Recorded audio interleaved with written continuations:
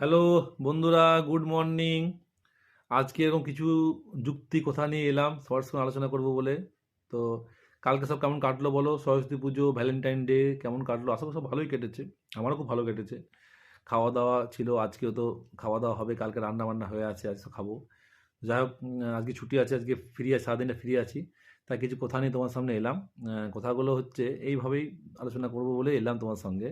আমাদের যখন বয়স 35 পার হয়, কিছু জিনিস আমাদের খুব মানে করা উচিত।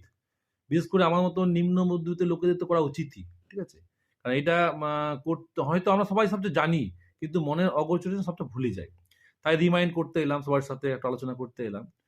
তো ৩৫ হওয়ার সঙ্গে, সঙ্গে আমাদের কি করতে হয়? আমরা যে যাই কাজ করি, আমরা যেমনই যে আমাদের ইনকাম হোক, আমাদের ইনকামের হয়তো ১০ থেকে ১৫% আমাদের রাখা উচিত ঠিক রিটায়ারমেন্টের জন্য। রিটায়ারমেন্ট বলতে হয়তো চাকরি বা ব্যবসার জন্য, সবার ক্ষেত্রেই বলছি। মানে একটা সময় পর কিন্তু ওই জিনিসটা রাখতে হয় আমাদেরকে। শারীরিক সুস্থ থাকার জন্য, বিভিন্ন কাজের জন্য রাখতে হয়। আর এই ৩৫ পার হওয়ার সঙ্গে, সঙ্গে কিন্তু আপনাকে শরীরের যত্ন নিতে হবে। শরীর ঠিক না থাকলে কিন্তু আপনার আয়, ইনকাম, আপনার যাবতীয় স্বপ্ন, আপনি যেটা পছন্দ করেন, না করেন, যেগুলো আপনি করতে চান, সব কিন্তু বন্ধ হয়ে যাবে। তো সবার আগে কিন্তু শরীরের যত্ন নিতে শুরু করতে হবে। আমি কিন্তু এর আগেও বলেছি যে শরীর ৩৫ পর কিন্তু ভাঙতে শুরু করে। তো এই জায়গাটা কিন্তু আগে দেখতে হবে। শরীরটা ঠিক রেখে সব কাজ করতে হবে। আর এমন কোনো মানুষের সঙ্গে টাইম স্পেন্ড করবেন না যারা আপনাকে ভালোভাবে ট্রিট করে না। এদের সাথে যদি ৫ মিনিট টাইম স্পেন্ড করেন, আপনি সেই টাইমটা টক্সিক টাইম স্পেন্ড করবেন। সুতরাং যেসব মানুষ আপনাকে ভালোভাবে ট্রিট করে না, আপনাকে অনার করে না, তাদের থেকে দূরে সরে যান। কারণ এদের সাথে যেটুকুন টাইম স্পেন্ড করবেন, আপনি কিন্তু ধীরে ধীরে ডিমোটিভেট হতে থাকবেন, কোনো কিছু এগিয়ে যেতে পারবেন না। তো এই কাজগুলোকেই করতে হবে সঙ্গে সঙ্গে, মানে বয়সের সঙ্গে সঙ্গে। যাদেরকে আপনি কেয়ার করেন, যাদের ভালোবাসা আপনার প্রতি আছে, তাদের প্রতি আন্তরিক হন। আপনার সর্বতোভাবে তাদেরকে সাহায্য করুন। আপনার পুরো প্রচেষ্টাটা তাদেরকে দিন। মানুষ কখনো সব কাজ সব করতে পারে না। তাই আপনাকে অল্প কিছু কাজ বেছে নিতে হবে। অন্য কেউ করছে বলে আপনাকে করতে হবে এমনটা নয়। অল্প কিছু কাজ যেটা আপনি করতে ভালোবাসেন, সেই কাজে আপনি ১০০% এফোর্ট দিন, ১০০% সাকসেস আনার চেষ্টা করুন। কারোর দেখাদেখি নয়, সব বিষয়ে হাত দেবেন না। সবটা কিন্তু আপনার জন্য নয়। সবসময় নিজেকে গ্রো করুন, নিজেকে ডেভেলপ করুন।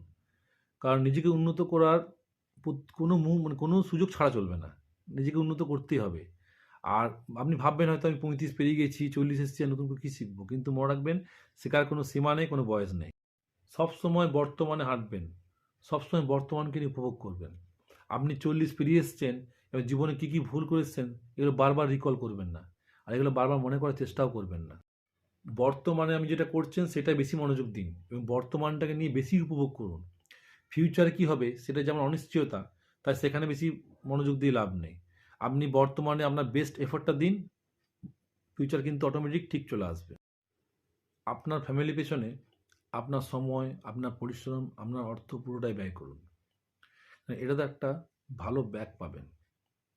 আপনার ফ্যামিলি আপনাকে যে ব্যাকটা দেবে, সেটা আপনার কোনো কাছের কোনো ভালো বন্ধু বলুন, খুব কাছের ভীষণ ক্লোজ কোনো অর্গানাইজেশন কেউ দিতে পারবে না। ফ্যামিলিকে দেওয়া আপনার সমস্ত ইনভেস্টমেন্টটা কিন্তু কোনোদিন ব্যথা যায় না। তো সব শেষে যেটা বলবো সেটা হচ্ছে নিজেকে ভালোবাসুন। নিজের প্রতি কাইন্ড হন, নিজেকে রেসপেক্ট করুন। কোনো কিছু ভুল করলে নিজেকে ভর্ৎসনা করবেন না। আর একটা কথা মনে রাখবেন, যদি কেউ কোথাও কোনো সাকসেস পায়, তার সাথে নিজেকে কম্পেয়ার করবেন না। সবচেয়ে মনে রাখবেন যে আপনার রাস্তায় আপনি যতটুকু, ততটুকুই বেস্ট। ঠিক আছে? এই হিসাবেই সব কিছু মানিয়ে নিতে হবে, চলতে হবে। আর সারাদিন ভালো বের করো। সবাইকেই তো পুজো ভালোই কেটেছে আশা করি। তো বাই, টাটা।